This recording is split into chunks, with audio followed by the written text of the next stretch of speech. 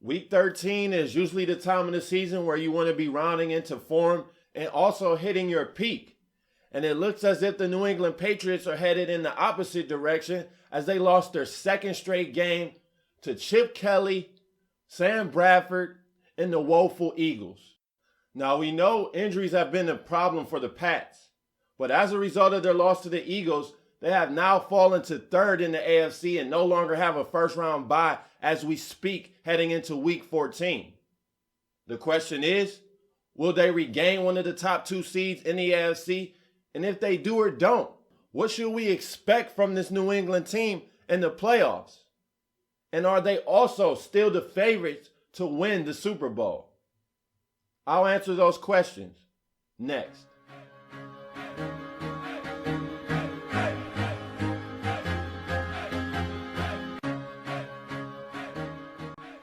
Welcome back to the Best Damn Sports Blog.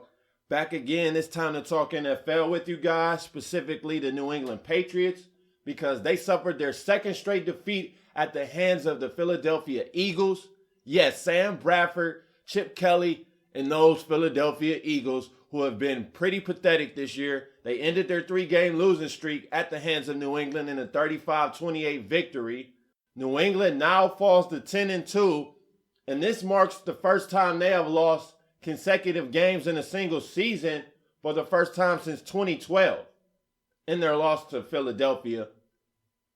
And also, the 35 points they've given up in the past 2 weeks is the first time since 1993 the New England Patriots have allowed 35 points in consecutive games.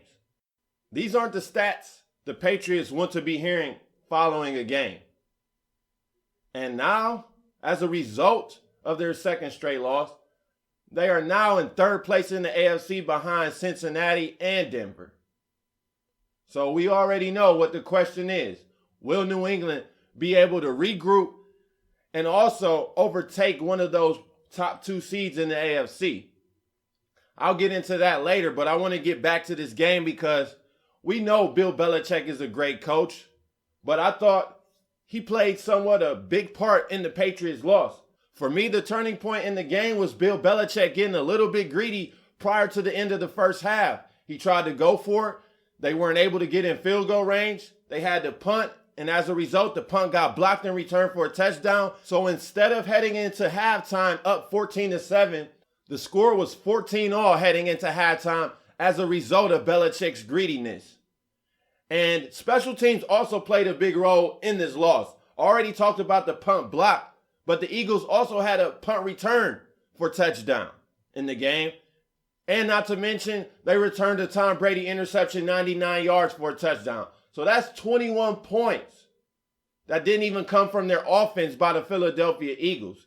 And the Patriots, they're not a mistake-prone team. So it's really hard to read too much into that result because I don't expect the Patriots to make as many mistakes as they did against the Eagles in the future. Let's not be prisoners of the moment. Let's not also forget that just last year, the Patriots lost 41-14 to the Chiefs in week 4 of the NFL season. Many thought Brady was done for. Many didn't give the Patriots any chance at a Super Bowl. And all they did was win their fourth Super Bowl since 2000.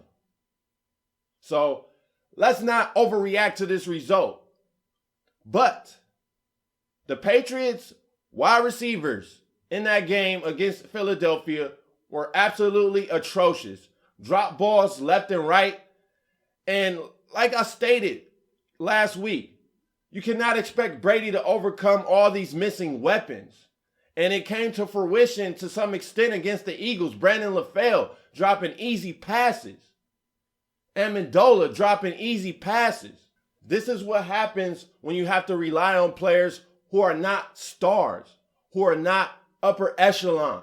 We can't expect Tom Brady to overcome everything that is in his way. The offensive line is in shambles. The defense has injuries. We can only expect a quarterback to overcome so much.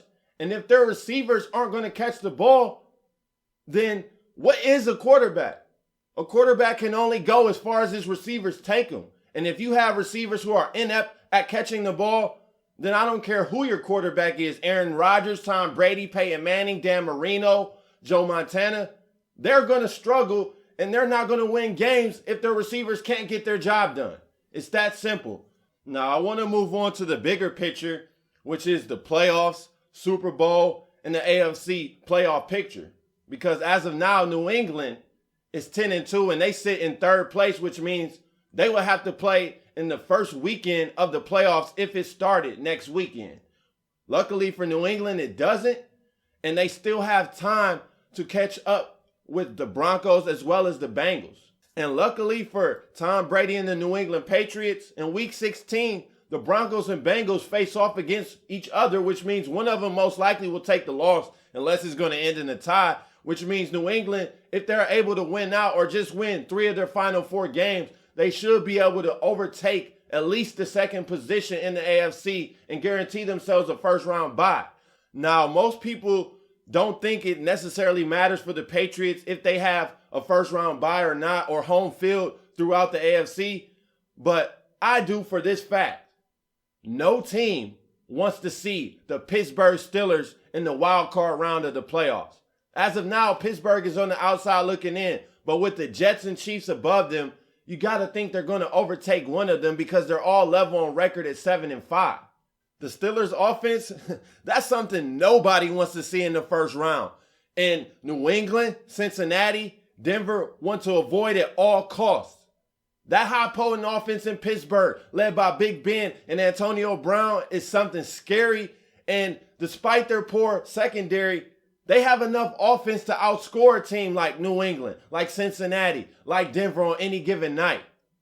And for that reason, those 3 teams are in a dogfight for that 1 and 2 seed. As of now, Pittsburgh is not in the playoffs, but by season's end, I think they will overtake either New York or Kansas City for one of those 2 wild card spots. Now, as far as it goes for New England, their final 4 games are all winnable. Personally, I do not see them winning all 4. I think they'll go 3-1 in their final 4. They face the Texans next week, then they host the Titans, and they travel to New York, and then travel to Miami for the final game of the season. I think the Jets could be the one team that can knock off New England in their final 4 games, but I expect them to win at least 3. And with Denver and Cincinnati facing off in Week 16, that guarantees one of them a loss, at least in their final 4 games. And then Denver and Cincinnati also both have to take on the Pittsburgh Steelers. So in all likelihood, if New England is able to go 3-1 in their final 4, they should overtake the team that loses that Cincinnati and Denver game, at least for the 2nd seed in the AFC, which would then guarantee them a first-round bye. Now, as it goes for the Super Bowl, and as to how far they will go in the playoffs, for me, that all lies on Rob Gronkowski and Julian Edelman's health. Because in the past 2 weeks, we have seen with Brady relying on the likes of Brandon LaFell as his star receiver, as his number 1, that's just not going to get the job done. So if Gronk and Julian Edelman are able to return by the playoffs, we know Gronk will be there for sure. But if Edelman is close to 100% and in the playoffs, then the Pats are still Super Bowl favorites in my estimation. That does not mean they will go on to win, but you still have to have them as the favorites. They just did it last year. And are you going to tell me that you trust Andy Dalton more than you trust Tom Brady? Are you going to tell me that you trust newly promoted Brock Osweiler more than you trust Tom Brady, 4-time Super Bowl champion? Because I don't. And if push comes to shove and New England has to travel to either Denver or Cincinnati, or maybe even both, I still favor Tom Brady over those teams with Gronkowski and with Edelman. Andy Dalton has definitely taken a step forward this year, and I don't think he's the debacle that most people say he is. I think he will finally overcome that playoff hump and get his first win this season. But I do not see him guiding this team all the way to the Super Bowl. And Brock Osweiler has fared pretty well as Denver's quarterback, and their defense is superb.